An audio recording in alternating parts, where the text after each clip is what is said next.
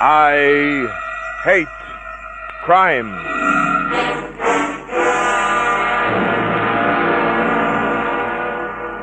The guy was about 5'4", had one of those round, shiny, antiseptic faces, thinning black hair, and a stylishly developed paunch.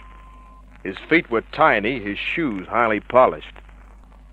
When he walked in, he looked around my office as though he expected cockroaches. Before he accepted the chair I pointed to, he dabbed at it with a silk handkerchief. I looked at the card he placed on my desk. Clarence Ferguson, publisher. I asked if there was something I could do for him. There is. Yes, there is very much you can do for me, Mr. Kent. For instance? You can keep someone from killing me. Uh-huh. That doesn't seem to surprise you.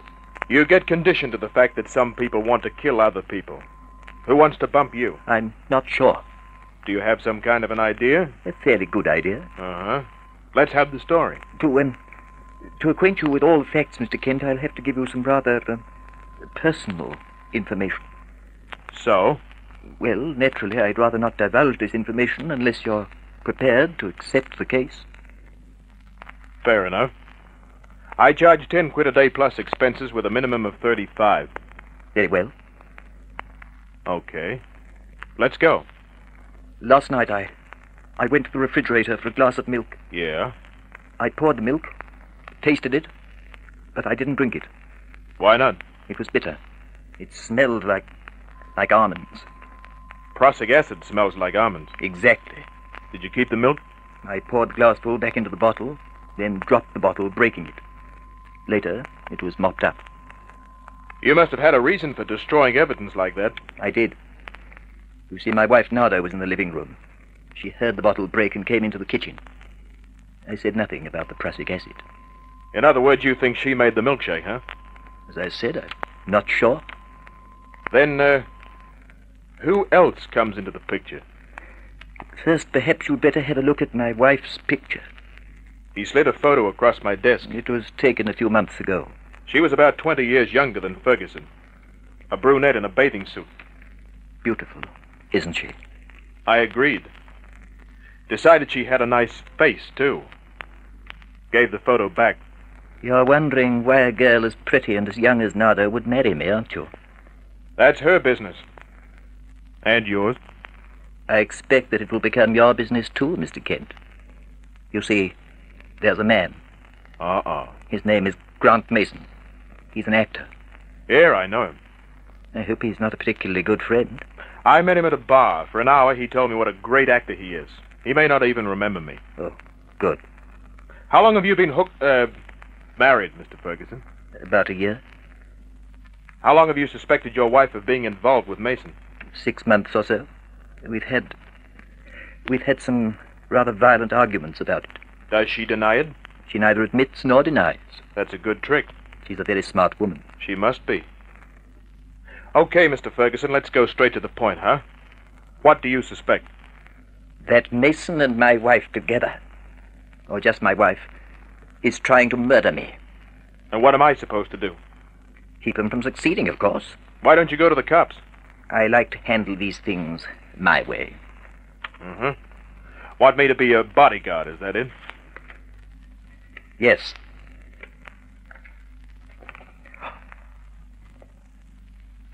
I want you to come to my home for dinner tonight. Dinner? Yes. I've invited 2 other people. One of them is Grant Mason.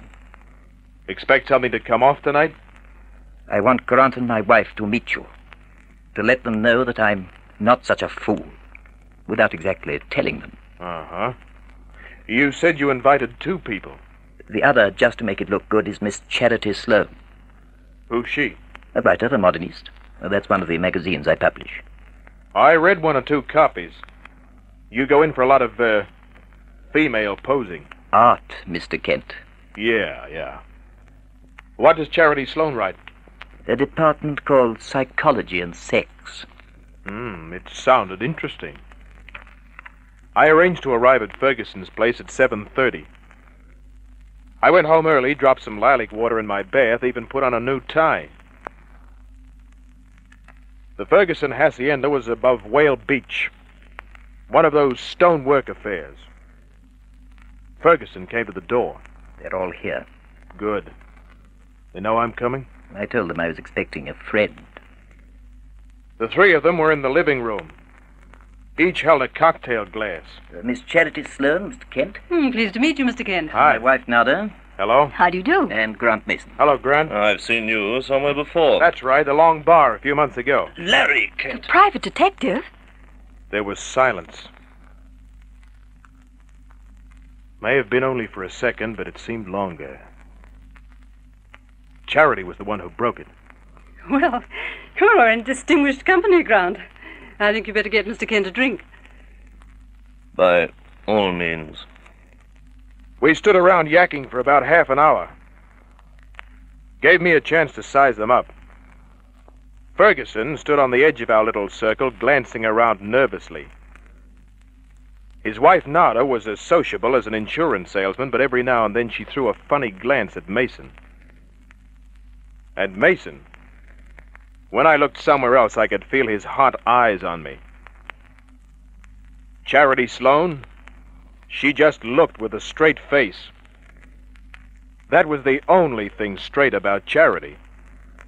Her dressmaker must have been an ex-surveyor with experience around Kosciuszko. The dinner gong went at 8. A little old lady in a white apron rang it, brought out the eats, then later she took care of the dishes and went home. Ferguson and the girls played gin rummy. Mason didn't feel like playing. A headache. Come out on the balcony and have a smoke, Larry. All right. Well, then push him off, Grant. He may come in handy. Charity said it with a smile, tossing me a little wave of her hand. On the balcony, Mason opened his cigarette case and we lit up. Now, what are you doing here, Kent? Oh, a minute ago you were real friendly. Called me Larry. I think it's time for some straight talk. Sure. Did Ferguson hire you? He invited me to dinner. Even private eyes like to eat, you know. Why'd he ask you to come here? He promised me I wouldn't be charged for drink. He hired you to watch Nada and me, didn't he? Didn't he? Get your hands off my gabardine. I warn you, leave Nada alone. Leave me alone. If I don't? Then don't start wondering why it happened. Why, what happened? I'll leave that to your fertile imagination. I almost laughed in his face. He played tough guys in radio soap operas, but I figured he couldn't punch his way through a rice pudding. Still, I could see that he was mad. And I started to enjoy myself. We glared at each other for a minute, then he let go of my coat and we went inside. Mason doing his best to look casual and relaxed. Well, any of you people like a scotch? Love one, Grant. Ditto. No, get up and make them. No, stay there, Clarence. I'll do it. Soda? Yes, thank you. Me too, Grant. Ditto again. Just to be different, I had water. I poured it myself while Mason was busy with the soda. Oh, well, here we are. Yours, Nada. Thank you. And, Charity? Ah. And, Clarence. Thank you, Grant. Now, a toast. To private detectives who come all the way from America. And who wear such lovely ties. Thanks. Now, here we go. Luck. Cheers. Skull. Well, go on. Go on with the game. Larry and I can talk about some of his murder cases and how he always got his man. Oh, how about women? Do you always do as well with them, Mr. Kent? As well as they let me. You're dealing the cards, darling. I'd rather not play anymore, if you don't mind. Feeling ill? My eyes hurt. Oh, well, that suits me. Let's have a nice old-fashioned chinwag, shall we? We did. With Mason throwing some sugar-coated insults my way every chance he got. Nada looked grim, troubled. Charity, without making any noise, gave me the idea that she was having the time of her life. And Ferguson, I noticed that he was inching closer and closer to me. Finally, Mason cracked a joke. Oh, You'll kill me yet. Oh, Charity, you're about the next to last person in this room I'd think of killing. Where would I fit in? You're the detective, Larry, old boy. Oh, but it couldn't be Mr. Kent. Then we'd have no one to solve the case. I say, speaking of cases, or rather, what comes out of a case? How about another scotch, everybody? Good idea.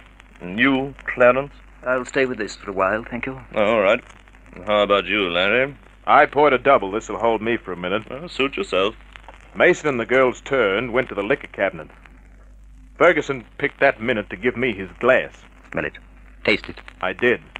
Prussic acid. Enough to drop King Kong.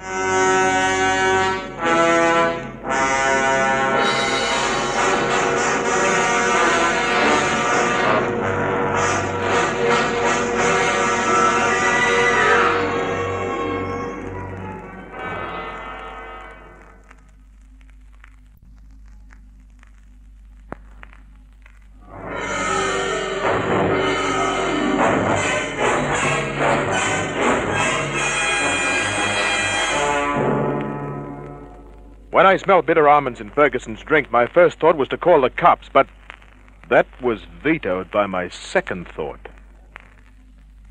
I decided to play the game out. So, I stood up and made a statement. What? I said somebody just tried to murder your husband.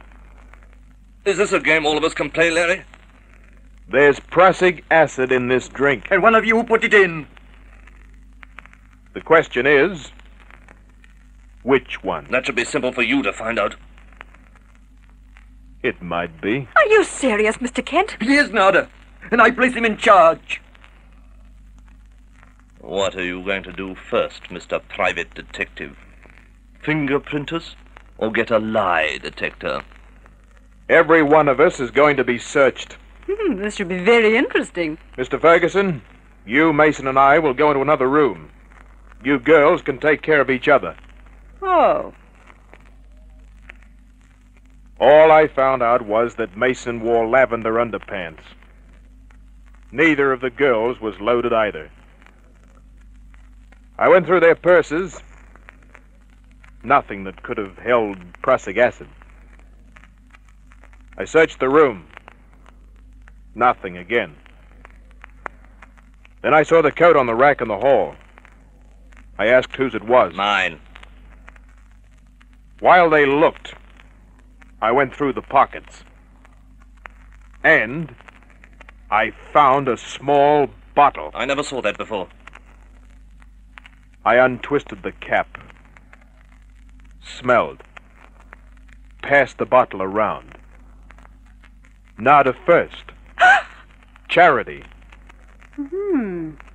Now, if my recollection of chemistry is correct... Then Mason. I tell you, that's not my bottle. Let me have it, Mr. Kent. Sure. Bitter almond. Prussic acid. It was planted. Someone's trying to frame me. Oh, give me something original, will you? You tried to poison me, Grant. No, do you think I'd be that stupid with a private detective here? You couldn't wait. You wanted me out of the way, so you could have Nada. Clarence, please. You can't deny it now. Neither of you can deny it. Why should I kill you so I could have her? I've got her. Now, soon you'll have an attempted murder rap.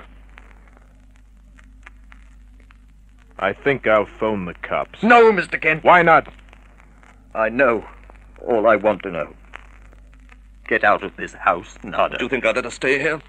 I'll take you to an hotel, Nada. You might be making a mistake, Mr. Ferguson. I know what I'm doing. I hope so. He wouldn't dare to try to kill me again. Not with you and Miss Sloane here as witnesses. You couldn't prove a thing, Ferguson. I could if I tried. But all I want now is a divorce. I'll apply tomorrow. And I don't want you to contest it, Nada. I don't see how she could. Grant, I'll be packed and ready in half an hour. I'll come along and help you, Nada. Well, I guess that's that. I'll send you a check in the morning, Mr. Kent. But right now, if you don't mind, I'd like to be alone. Which leaves me on your hands, Mr. Kent. I have no car. I'll take you as far as you want to go. Thanks. She lived at Manly. Big apartment house. Apartment number 5. She was paying for the buggy ride with a drink. Well, what a night. What a load of characters. Including me? Especially you. Oh, I only act that way. Part of the magazine game. Be a crackpot, modern, sophisticated, and you get the big jobs. But it's not really fun being sophisticated, is it? No, Yankee boy. It's a pleasure to meet somebody who's, well, down to earth. Simple likes, simple desires. Hey, you're crowding me. You should know what to do about that. She left me with no alternative. Much later, I was at the door. Next time I get tired of the friends I have to cultivate, I'll give you a ring, huh? Yeah. And if I'm not there, send out the army. Good night, Yankee boy. First thing in the morning, I went to a chemist friend of mine. He phoned me at my office later. Then for 5 whole days, I did some shadow work, which finally paid off. Next move on the 6th day was to see Grant Mason. He was busy in a radio studio. I waited till he'd finished having his clinches recorded, then I invited him for a cup of coffee. It took some persuading, but finally I got him into a cafe. All right. What do you want, Mr. I Hate Crime? Thought you'd like to know I solved this whole poisoning affair. That's what you said almost a week ago. Things have changed since then. Then why bother me with it? Well, you might want to be in on the fun tonight. I was thinking of getting Charity, Ferguson, Nada, and you together. You can count us out. You'll change your mind when you hear what I have to say. But first, a question. Yeah? Nada looks like a smart girl, even if she did go for a ham like you. I don't have to take this from... Just a minute. The question. Make it quick. Why didn't Nada divorce her husband months ago? They're not happy together. I wanted her to do that myself. But her religion's against it. It was a better answer than I'd hoped for. Mason got up to go. I pushed him down. Then I started talking fast. He listened. Oh, that'd better be right, Kent. You'll see later on.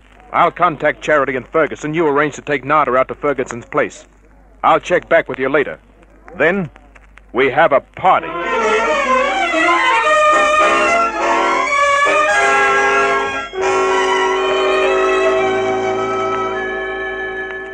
Ferguson and Charity agreed to my plans without knowing what I had up my sleeve.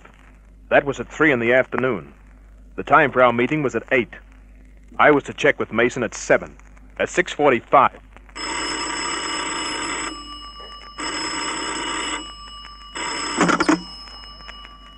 Yeah. Fix it up. I'm calling from Nada's hotel now. She won't be able to make it. Why not? She's dead. He gave me the name of the hotel. I hopped in my car, drove out there. There were cops all over the place. A waiter going to Nada's room to pick up a dinner tray had found a body. There was the odor of bitter almonds on one of the plates. I got all this from a helpful police sergeant. Then I pulled Mason out of there, took him for a couple of drinks, drove out to Ferguson's joint. Ferguson and Charity were waiting. They took one look at Mason, saw something was wrong, and I hit them with Nada's death. They were both appropriately shocked. Then I went into action. I put 2 articles on a table. That's the bottle of prussic acid. The one planted in my coat. The one I found in your coat. Does the handkerchief alongside have any significance? Yeah. It's mine. Remember that drink you almost took, Mr. Ferguson? Of course I do. Well, I dabbed my handkerchief in that drink. It was still damp when I took it to a chemist. Chemist? For analysis. Oh, but we knew it was prussic acid, didn't we? It was essence of almonds. Harmless. What? In the bottle? That's full of real prussic acid. Enough to kill at least 10 people. I don't understand. Neither did I, till I made a few other discoveries. One was the fact that even though your wife was in love with Mason here, she wouldn't divorce you. Her religion was against it. Go on, Kent. What was the other discovery? For 5 days, I did some shadow work following up one person till finally that person met another person and they went to a nightclub. Do you mind telling me who those persons Were? He doesn't have to, Clarence. We may as well admit that we wanted to marry. Thanks for making it easier. No, don't mention it. You and Ferguson met secretly because he wanted his divorce in the worst way. That doesn't make much sense. Yes, it does. In order to get a divorce, Nada had to be in the wrong. If a wife wants to, she can overlook any of her husband's philandering. In fact, it gets her sympathy from the judge. I see it now. That poison business was only meant to push Nada into a divorce. She thought I'd try to kill him, and I thought it was her. But it was somebody else. Somebody who put essence of almonds in that bottle of milk, Ferguson. Real prussic acid in Mason's coat as a plant. Then more essence of almonds in your drink. Now, who besides yourself, Ferguson, would want to push Nada into a divorce? I'll tell you who. It was someone your wife finally suspected, and it meant her death. Now, who would that be? No. Charity! Mr. Larry Kent, you're a lot smarter than I thought you were. So... I'll kill her! Stay where you are! Out of my way! Okay, Mason! why did you bother doing that? For the simple reason that I saw you unscrew one of your earrings and then put something in your mouth. Charity. I tried and I missed, Clarence. It doesn't take long for prussic acid to work. I can feel it. It's working now. You killed Nada, of course. She knew. She guessed. And she phoned me. Charity. Then you went to see her. Only to talk. She was eating. Keep talking. There isn't much time. Leave her alone, Kent. This is a confession, Ferguson. Kent's right. There's nothing to lose now. My dear. I poisoned her food. I left her alone then, let Ferguson help her to a chair where she died. Funny who dames will fall for, isn't it? It's funny what they'll do when they do fall. I phoned the cops, went through my routine, then I drove home. After a while, I picked out a special number, started dialing. Stopped. Somehow, everything that night would be like poison, regardless of the shape of the bottle. And that wouldn't be fair, would it, girls? See you on George Street. Good night.